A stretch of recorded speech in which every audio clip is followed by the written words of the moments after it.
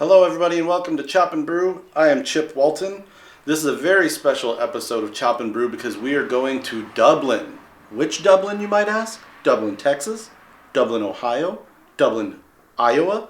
No, we're going to the Dublin, Ireland, for the country's largest annual homebrew gathering called BrewCon.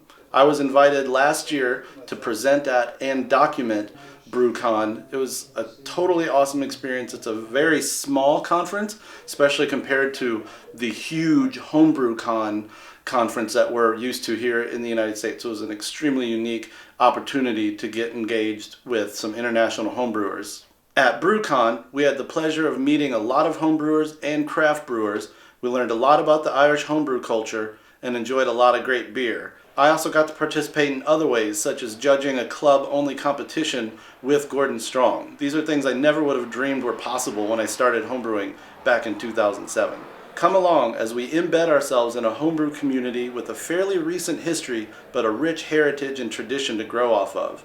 We'll show you what BrewCon is all about and hear from Irish homebrewers about their favorite hobby. Real quick before I begin, I have to give a couple of seriously huge shout-outs. First and foremost, to the National Homebrew Club of Ireland for inviting me to take part in this. Elsa and I turned it into this week-long Irish vacation that was just mind-blowing at every corner. A lot of great beer, a lot of great people. We took a day trip down to Cork to go to the Malting Company of Ireland, which was very awesome. We got like one-on-one star treatment while we were there, so that was cool. The second important shout out goes to Brian and Elizabeth Condren. They were nice enough to put us up for our entire stay in Ireland. We homebrewed the day after BrewCon, which will be coming up in a future episode of Chop and Brew, and they also kind of escorted us to Cork for that MCI trip. So huge props to the Condrens. Footnote, Brian Condren actually has a similar show to Chop and Brew that looks at the craft beer and homebrewing culture of Ireland. So check that out. It's called the Irish Craft Beer Show. It's on YouTube. Give it a subscribe. Big thanks to Brian because he actually helped shoot some of the video in the episode you're about to see. So the form is grand, the crack is mighty, and the Emerald Isle awaits.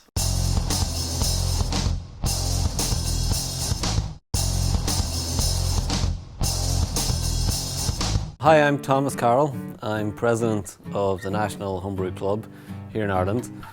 We've just had BrewCon 2016. This is our second year running. We had all sorts of speakers from industry experts who work in yeast manufacturing or who work for big breweries like Alltech or Diageo or Guinness. And then we had homebrewers giving talks on how to achieve better beers, how to brew good beers, how to win medals. Then we of course had our keynote speaker Gordon Strong, who came over and gave us a brief outline of the BJCP and beer judging and talked us through how he became such a successful homebrewer. Now we're having our craft beer tasting, so we have a mixture of homebrewed beers and we have a big range of commercial craft beers as well. I'm currently drinking a Galaxy Smash California Common, brewed by Ireland's best home brewer, who's won Best Brewer twice, one time less than Gordon pulled it off. And we have a big range of commercial craft beers as well. Great thing about it is that 3 or 4 of our beers on offer are brewed by former homebrewers who have joined the club, learned how to homebrew, and then turned their hobby into a business. So it's great that we can support them and invite them here and hear them speak. Yeah, so our theme last year was because it was the first conference, we just focused on the 4 pillars of brewing. So we had talks on barley, talks on yeast, hops and water. This year we thought we'll go with pushing the boundaries, and that kind of took two angles for me. Because we had Gordon coming over, we thought we would try to teach homebrewers how to turn their silver medals into gold medals, push that bronze medal up in the silver category. And how to just consistently brew better beer. And the other aspect of that was that for homebrewers, a lot of the time when you're brewing a beer, you can do stuff that a commercial brewer can't do. So you can go to the spice rack or the fruit bowl and you can just take a handful of something and throw it in, and if you've only brewed 5 to 20 litres, it's no big deal if it turns out bad. But if it turns out great, then you've created something really unique really original and something that you can put your name on. So our Pushing the Boundaries also looked at eccentric brewing, how to best use the spice rack and the fruit bowl without going too far. Who'd you invite in to talk about that, and how'd that go? So yeah, we had Chip from Chop and Brew over, and I think he stole the show. We had some very technical talks, and then Chip came on. He was bouncing about the stage. He was the life of the party here, so we're really delighted he came over. I watched a few of his podcasts before inviting him, and I thought, yeah, this guy's good fun, good crack, as we say in Ireland. Now I think his talk went down really well. We enjoyed his beers. We're gonna sample his espresso rye stout now. That two guys from our club took the recipe and brewed it, and it's now being served up in a corny keg upstairs. Tasted like it was stirred wrong. So we're in Smock Alley Theatre, and it's a little theatre just beside Temple Bar, where all the bars are in Dublin. It's perfect for us. It's the perfect size. There's an auditorium which holds 180 people, and then there's a banquet hall upstairs, which is a gorgeous it's a converted church hall with loads of stained glass windows. It's absolutely beautiful. So we're having our beer tasting up there. As Gordon was saying, it's an intimate venue. You're very close to the audience. You can interact with them. They can ask questions. You don't feel like you're just talking to a big, massive room full of faceless people. Ireland is kind of funny that a third of the population live in Dublin. And our club is mainly centred around Dublin, but we've loads of little clubs then scattered about the rest of the country. So I'm a 4-hour drive away. I come from Derry, and we've a small club of maybe 10 members. But we do gather people from all over the country. This is our big social event of the year. So as much as it is an educational thing, it's also just a bit of fun. This is a reason for them to come to Dublin, to meet other homebrewers, to meet the speakers and get one-on-one chats with them, and to sample some great beers at the same time. Cheers! Cheers! The club was set up in 2011 as a National Homebrew Club, a place for all homebrewers to get together, mainly online, and they could share recipes and share tips and sell equipment and do group buys for corny kegs and for hops and malt. And then from that, we now have local clubs.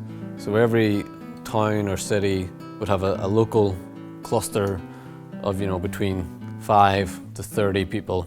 They would meet up regularly, once a month, say, share homebrews, give feedback, share ingredients, and then they would feed into the national level. And the national level is where the competition happens and where the conference happens and the website is. We're going through a bit of a craft beer boom in Ireland, and we've loads of breweries that have been set up by homebrewers, and a lot of them were club members, and they would have come along to our meetings and brought their trial batches, and we would have given our feedback.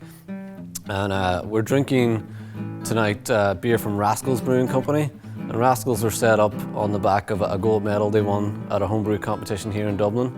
So they brewed a ginger porter, and they won the gold, and they got really good feedback, and they thought, here, let's go pro, let's do this.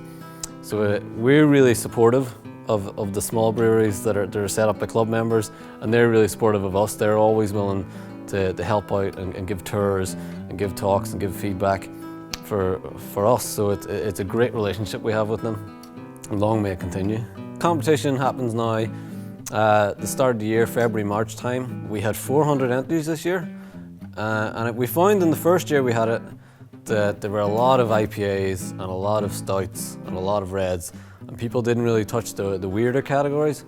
But now as it's progressed, we find that people have realised it's really hard to win the IPA category because so many people enter, but the lagers, the wheat beer categories with fewer entries, they're the ones to go after if you want to win a gold medal.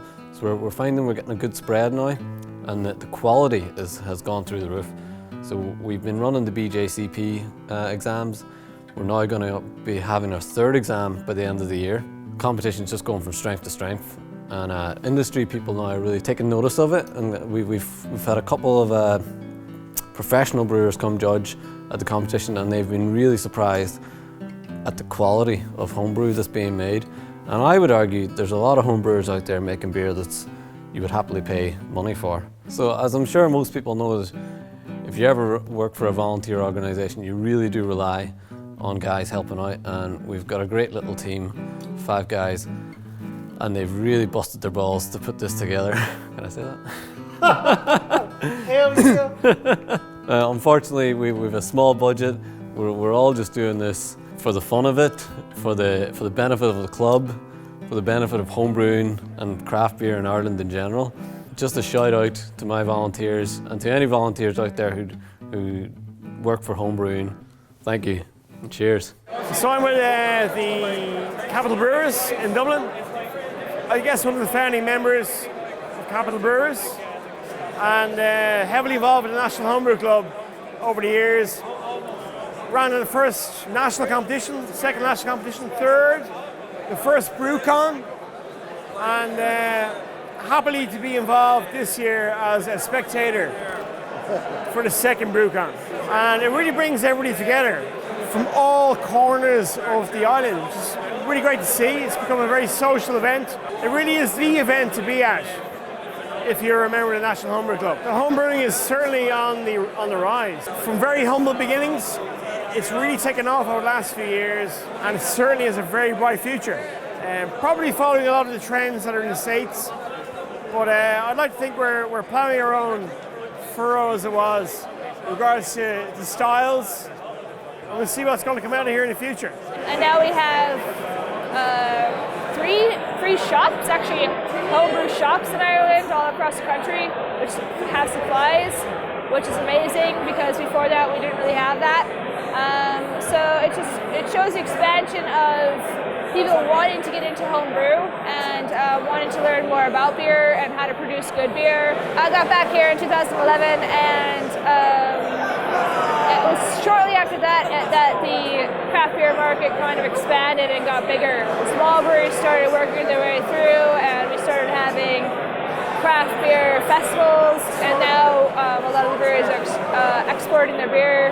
Some are exporting to the States, like O'Hara's, and some are just exporting to the UK, like Galway Bay Brewery. I think it's amazing to see so much of the country getting back into brewing, because there were a lot of breweries way back when, but Guinness actually bought them all out, and that's why they disappeared.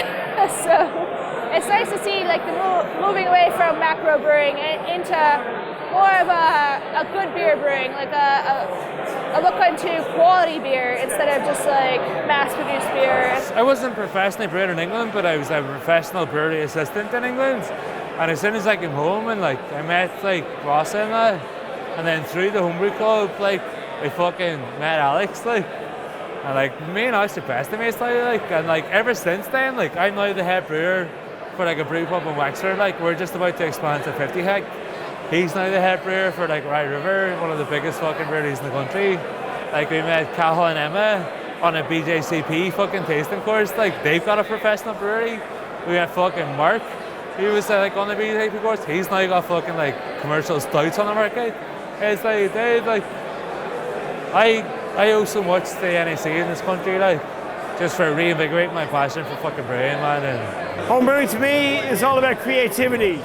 And that journey from being a consumer of something wonderful to recreating that at home and moving beyond that to something truly you can call your own. Recreating something from abroad, from a trip, from a holiday somewhere, tasting something that you can go, you know, I can't get that at home. Perhaps an import from a friend on holidays, give you some inspiration to brew something new, something vibrant that you can't get in the shops here. I think it's different for everyone. It's really unique. Like some people, they brew all the time and they give loads of beer away, and they brew low strength beers that they can, you know, chug back 4 or 5 of. And then we've got some guys who are brewing, you know, imperial stouts and barley wines, and they're putting them in barrels and sticking them away for 2-3 years. And the competition, one of our gold medal winners was a 3-year-old barley wine. You know, I barely knew what barrel aging was 3 years ago. So it really is different for everyone. For me, it's just about making really fresh, really hoppy beer. So about 90% of my brewing is American pale ales, and I just go madly overboard on the American hops. And I love it, and my friends love it. And And people always tell me, this is really great. And I say, yeah, don't ask me how much I spent on all those hops. So yeah, it's been another really successful year.